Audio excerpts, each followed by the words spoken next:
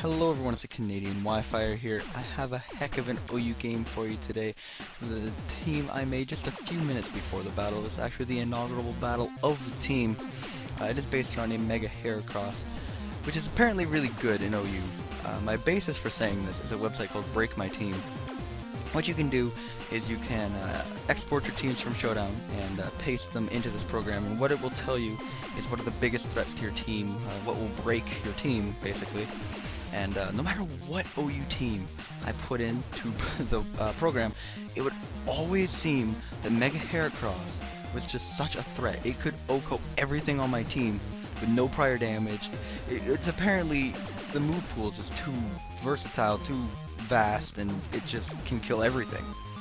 So I decided, you know what, let's build a team around one, see how good it really actually is in practice. My set, I run a little bit more speed. I think most people just run max HP, max attack. I run, I think, 172 speed, enough to outspeed Positive Nature, max speed, base 65. And I have some T-Wave support on the team as well. Assault-Vest Excadrill is very quickly becoming one of my favorite Pokemon to use in OU. Rapid Spinning has never really been very reliable as a hazard removal thing, and that's why everyone praises Defog like they praise Lord Helix, because it's such a breakthrough on being able to play hazard free. Now Assault Vest Excadrill, oh, don't even get me started. It just eats up so many hits, and it is just such a reliable spinner. I have fallen in love with it in the last few battles, and I cannot make a team without it now. Playing without hazards on your side of the field is just such a benefit, especially when you want to use something such as defensive Volcarona, which is something else I've just fallen in love with the last few games.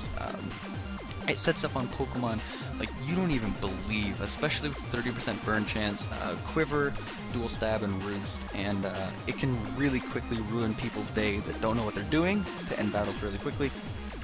And if you give it one turn to set up, or if you misplay somewhere later in the battle, it can really turn the tides of a game for you. The burn chance can also really turn the tide of a game for you, so I also really love that thing. Next Pokemon on my team is an obligatory Talonflame check, and it was looking a little bit weak to Earthquake, didn't really have much to switch in on one, so Verdant Wash is never a bad option. It's just such a versatile Pokemon, you really can't make a standard team without it. Speaking of, you really can't make a standard team anymore without a counter to Charizard Y, otherwise you're just asking to lose, and there's where Special Defensive Dragonite comes in. Haven't used the Dragonite in a long time, and when I normally do, I like to use defensive Pokemon. So this is T-Wave Dragon-Tail Subroost. It helps out Mega Pinsir with the T-Wave support, and then in the last slot I have a check for Azumarill and a switch in for Spore and such, which is just standard 5th gen spread of Ferrothorn with my Stealth Rock as well. Looking at his team, didn't really think too much of it at first glance. I was only at about 1450 on the ladder, and yeah, it doesn't look like anything special. Unfortunately, I underestimated Skarmbliss, which I didn't even recognize from Team Preview. Skarmbliss Sableye with Mega Metacham, which is actually quite a threat. Anyway, getting into the battle, I lead off with Growmeo Montegru, which has to be the greatest name for any grass Pokemon in the history of the world. As he leads off with Skarmory, he's going to set up rocks as I just break his 30 with Leech Seed, as I set up my rocks turn 2 as he goes to the Sableye. I thought I had a pretty hard switch in Volcarona to a Sableye, until I get taunted, preventing my Roost, and yeah, that kind of sucks. But then I crit him with the Fiery Dance, and then he burns himself with the knockoff, so Sableye just crippled itself, which is absolutely fantastic for me, as I'm just going to go for another Fiery Dance. No reason trying to predict double switches this early on in the game. It was a very safe play. He brings in Blissey. Blissies are known for Toxicking and T-Waving, both of which Excadrill can just eat up for breakfast. So I'm going to be able to switch that thing in. In case he wanted to bring Sableye back in to spin block right away, I was going to go for Earthquake just to finish that bugger off. He brought out Skarmory, which is fine to me, just Rapid Spin. He turns out to have Rocky Helmet. Rocky Helmet does do a lot of damage, so I don't want to do that too many times, but I don't have that much of a risk going for it. I'm going to be able to predict the Stealth Rock correctly and bring in my Volcarona to Roost on it. Even if he did Brave Bird with the Skarmory that turn, I do have the burn chance, and I am physically defensive. I switch out back in Excadrill as he brings in Blissey. He just Aromatherapies, getting the burn off of his Sableye, as I Rapid Spin once again, getting the Stealth Rock out of here, switch out Rotom Wash into the Skarmory as he just has Stealth Rock back once again. I'm going to Volt Switch off of the Blissey with my Rotom Wash and bring Heracross in. Now Heracross gets a free turn to come in. Something is going to take a close combat. I don't care what. If it's the Sableye, big freaking whoop. Good job. He brings in Skarmory thinking he can take it, and that cannot take it at all. I go for Rock Blast this turn for 3 reasons. Sableye, Dragonite, and the fact that I didn't want to get Rocky Helmet damage if he stayed in with Skarmory, so that thing dies. Big pain in my neck, out of the way. He brings in Medicham, and Mega Medicham is too powerful, man. 35% to defensive Rotom Wash. It's a menace. I'm going to go for Willow, miss it on the Blissey, obviously irrelevant, and I'm just going to be able to Volt Switch off on the Blissey and head out into my Excadrill. Now, he's going to Soft Boil, obviously get back up to 200, keeping his Blissey alive. He's going to go to Greninja as I Rapid Spin. Now, here's why I love Assault Vest Excadrill. I wouldn't have been able to take a Hydro Pump, and I might have been able to live Expert Belt Surf, but the fact that he overpredicts and goes for Dark Pulse, it does nothing. And I can just easily kill him off with Quick. Threat eliminated. AV Excadrill, if you haven't used it, please try it. It's full of surprises, full of wonderful amazingness. It's just, you'll never be upset. I bring in Volcarona and go for a Quiver Dance. I'm not quite sure why, considering he still had a Blissey, but now that I realize, I'm sitting there and I realize I have nothing but Rotom Wash now to take T-Waves from this thing. I don't have something that can immediately threaten it offensively. Why did I let Excadrill die? A bunch of things are going through my head. I rest up, forcing him to show Seismic Toss, because he hasn't actually shown it yet. Maybe he was counter or something weird, but he does show Seismic Toss, and that's going to allow me to go into Growmeo Montegru, because I don't care if I'm T-Waved.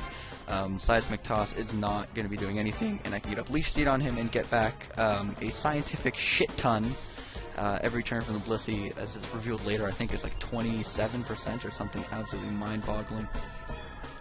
We both blind double there, as he ends up in Dragonite and I end up with Rotom Wash. He's going to Roost Up, as I'm just going to burn him and Volt Switch off of the Blissey.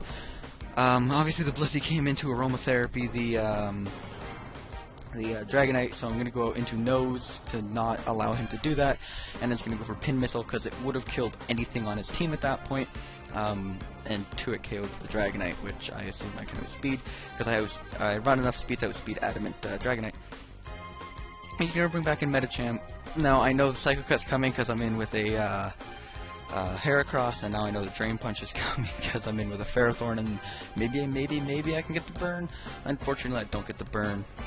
So what I'm going to have to do here is just kind of Roost Stall until he feels obliged to switch out. I realize I can Quiver and actually make him switch out right now, and also be faster than him, so I call the shots as opposed to him calling shots. I'm going to Roost Up and just switch out, because obviously I can't do anything to the Blissey, and just in case he wants to T-Wave, I can go back out into Growmeo. He goes for Aromatherapy, carrying his Dragonite, which is absolutely fine. I get paralyzed. I don't remember whether I was going for Seed or Gyro Ball. If it was Seed, it didn't matter. If it was Gyro Ball, that would have been nice. But I go for Gyro Ball. Does 53 to Dragonite. Not quite enough, as Growmeo is going to be able to plow away at this thing until he gets paralyzed. That was basically inevitable. Now I just want some Seed Up to break its scale and to be able to switch in Mega Heracross, because there's no way he'd be going for Fire Punch, right? No, he went for Fire Punch. Okay, that's fine. He Adamant Dragonite. I have enough speed to outspeed that. Oh wait, he's fucking Jolly Dragonite. Who the fuck does that? I just lost my only threat to the rest of his team. Like, seriously, every time Heracross came in, something died, and because he's running Jolly Dragonite for some reason, all the shit just went out the window, and now I'm screwed.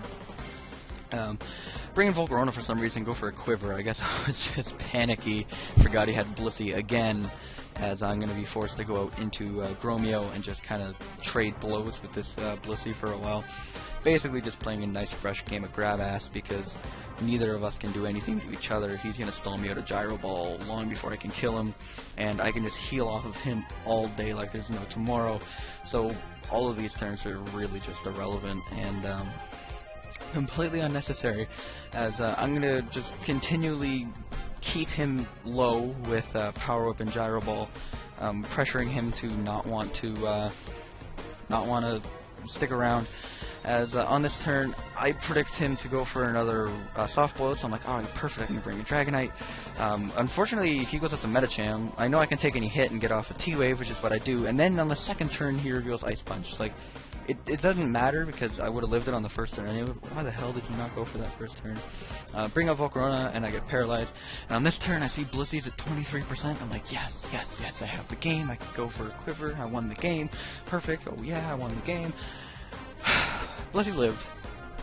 And just to spite me, I get this attack boost. It roosts up.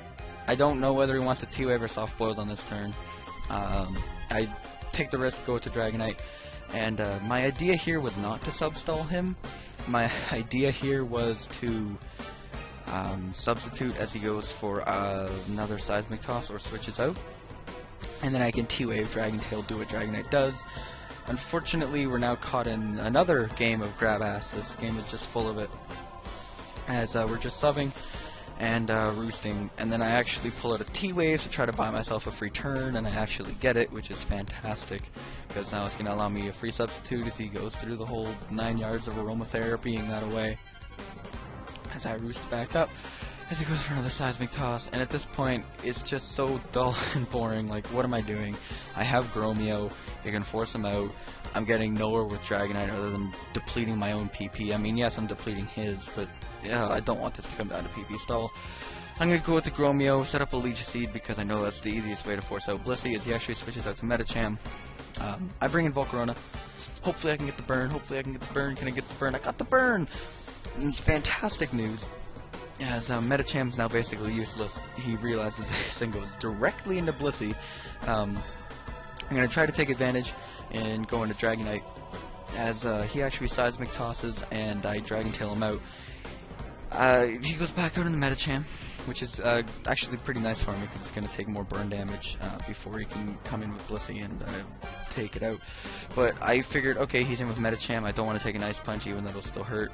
Let's go with the Montegru, and yeah, he did that. He aromatherapies, and then I get paralyzed, so it's just all in all a terrible turn as he gets back up to full, and I get paralyzed again, and Growmeo is just letting me down. And just when all hope looked completely lost, Growmeo is going to absolutely put in some work and kill off the Dragonite. I was beyond ecstatic. Something actually happened in this game. I don't want to take a Drain Punch because I realize I can't. So I'm gonna go out in the Volk. Whoa, that did too much. Gonna go to Rotom. Whoa, that did too much. I'm gonna go out into Ferrothorn to bait the Drain Punch, try to get a burn. That didn't work either. Okay, I guess I have to take the Drain Punch. Growmeo, please come through for me. Bam! Growmeo comes through, not getting parried, easily killing off that Medicham. And the last 25 turns of this battle are so irrelevant, it's not even funny. Because Growmeo, as you can see, gets like literally a quarter of his health back every time from Leech Seed. As you can see right here, watch this. 7, whoop, 25. And the Seismic Toss is doing 28. So 25% from Seismic Toss, and then you have 25 instant recovery from the Leech Seed. Add lefties onto that. I'm gaining health every turn. He can't go for Seismic Toss every turn. He's also taking damage from everything.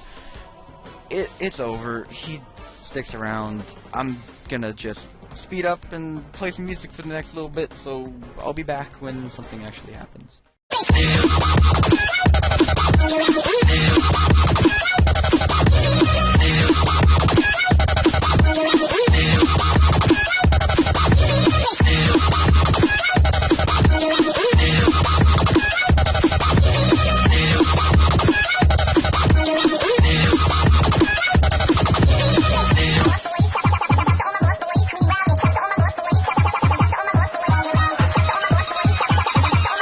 And finally, I choose to do something I should have been doing the whole time, which is just power whipping and applying pressure. I crit him. It brings him real low to the point where I'm just going to keep going for it. He's ran out of soft boiled through all that madness, and he kills himself to Iron Barbs. What a game. It shouldn't have been that bad. It shouldn't have been that hard. But it was. So, Yeah, basically, moral of the story, don't lose Excadrill too early. Don't ever think someone's running Adamant Dragonite like they should be. Because there's going to be that one fucker who runs Jolly, and then you lose your Heracross, and the whole battle turns into a shit show with Growmeo and Blissey just duking it out for 45 turns, doing absolutely nothing other than wasting Stealth Rock. Hope you guys enjoyed. I'm not going to use up any more of your precious time because I've already used up a lot of it with this upload. Holy crap, what a long upload. Thank you all for watching. Thank you all for listening. Hope you enjoyed. Leave a like if you did.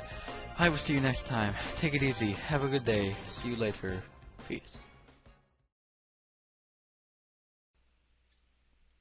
The best part about this battle is I went 67 turns the first take without realizing I wasn't recording. I did this battle twice. What a night.